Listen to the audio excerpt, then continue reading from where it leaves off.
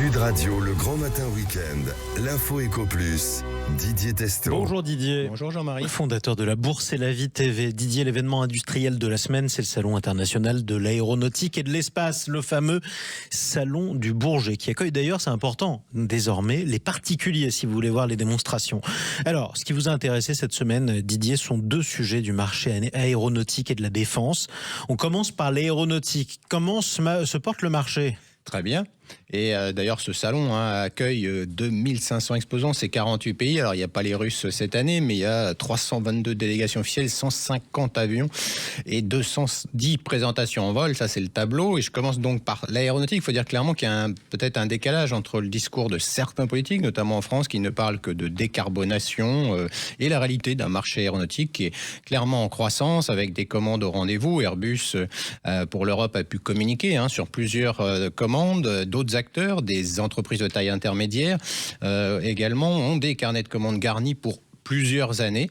Il reste des sujets, bien sûr, de supply chain, cette chaîne logistique, mais plus rien à voir avec ce qu'avait pu connaître le secteur à la sortie de la période Covid. Un carnet de commandes qui est plein, des nouvelles perspectives en Asie, notamment, pour des marchés en pleine croissance. On est très loin de discours sur la frugalité post-Covid, où il fallait moins voler, et ça serait bon, bien sûr, pour la planète. La réalité économique industrielle, c'est un nouveau cycle en cours pour l'aéronautique, avec, bien entendu, des évolutions moteurs, moins consommateurs, et pas dans l'immédiat, mais il y a des accords sur les carburants propres, ce qu'on appelle le SAF, le Sustainable Aviation Fuel. Le gouvernement souhaite d'ailleurs produire de biocarburants et des carburants de synthèse en 2030 pour répondre aux besoins nationaux. Il envisage, je le cite, une position française exportatrice. Nous en sommes encore très loin. Les États-Unis, eux, ont démarré fort dans ce domaine. Oui, alors Didier, du côté de la défense maintenant, est-ce que le boom est aussi au rendez-vous ? Alors, si on en croit la communication officielle, gouvernementale à ce sujet, oui, la défense est une priorité. Vu le contexte avec la guerre en Ukraine et les dernières évolutions du conflit entre l'Iran et Israël, cela paraît logique. Cela fait des mois, on pourrait dire des années que ce sujet est sur la table, mais il a fallu l'arrivée de Donald Trump pour que l'Europe se réveille. Pour ceux qui nous écoutent, certains ont peut-être fait leur service militaire. Quand l'adjudant-chef gueulait « réveille » tôt le matin, tout le monde se réveillait vite. Celui qui n'était pas réveillé s'en souvenait. Là, vous avez des pays comme la Pologne et l'Allemagne qui effectivement ont changé de dimension côté investissement dans la défense.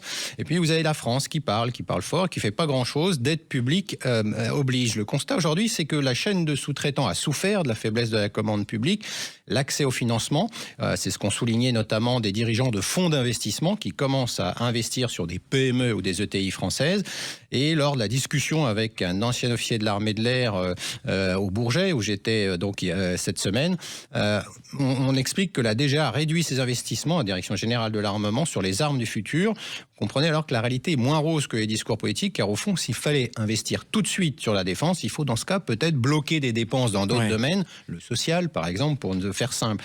Les industriels, les PME, les ETI, mais aussi les grands groupes le disent tous, à ce jour, si le sujet défense occupe l'espace public, je veux dire dans la communication, la réalité des dépenses dans ce domaine, vu les besoins, reste dérisoire. Alors le domaine spatial était aussi à l'honneur avec le Paris Space Hub et l'agence spatiale européenne qui fêtait ses 50 ans, mais c'est vrai qu'on était aussi la semaine de l'appel du 18 juin pour celui du général de Gaulle qui doit se retourner dans sa tombe quand il voit les responsables qui lui ont succédé incapables de maintenir notre effort de défense au niveau requis pour rester une grande puissance et être capable de répondre aux nouveaux conflits de haute intensité, comme disent les militaires. Il ne s'agit pas de crise, mais d'un changement d'état du monde. Nous y préparons pas pour l'instant. Si la Russie décide par exemple de tirer un missile type IRBM comme un Oreshnik sur le territoire européen, les Européens, eux, sauront son existence que si les Américains nous aident. Ou s'ils touchent sa cible, tout simplement. Didier, vous parlez aussi du conflit entre Israël et l'Iran. Est-ce qu'il y a des effets sur l'économie qui se font déjà sentir ou pas ? Alors, les investisseurs sur les marchés n'ont pas été effrayés par les annonces de missiles ou les ripostes des belligérants. Alors, il y a eu certes, le prix du pétrole a augmenté, mais sans aller au-delà de son prix du début d'année. En juin 2024, il était encore plus haut et le dollar n'a pas servi de refuge. Généralement, en cas de choc, les investisseurs se précipitent sur le billet vert comme un actif sans risque. Alors, pour l'instant, côté des marchés, on va dire que c'est plutôt un choc régional que mondial, mais on n'a pas encore, bien sûr, tout vu. Cela ajoute de nouvelles incertitudes tout de même sur l'impact économique éventuel si ce conflit s'aggravait, avec notamment l'implication des États-Unis. Mais il y avait eu, c'est vrai, une hausse de la production pétrolière par l'Arabie Saoudite, ce qui a sans doute aidé le marché. Alors, certains font des scénarios catastrophes, mais mais il faut rappeler juste une chose, le monde des années 70 n'est pas celui de 2025. Pour parler des États-Unis, c'est le deuxième plus grand exportateur de pétrole au monde. La production iranienne est même inférieure à celle des États-Unis.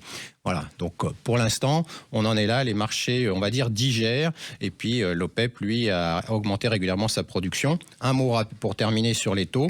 Les taux, aujourd'hui, les investisseurs s'intéressent plutôt à la bataille entre Donald Trump et Jérôme Powell, le directeur de la Banque centrale américaine.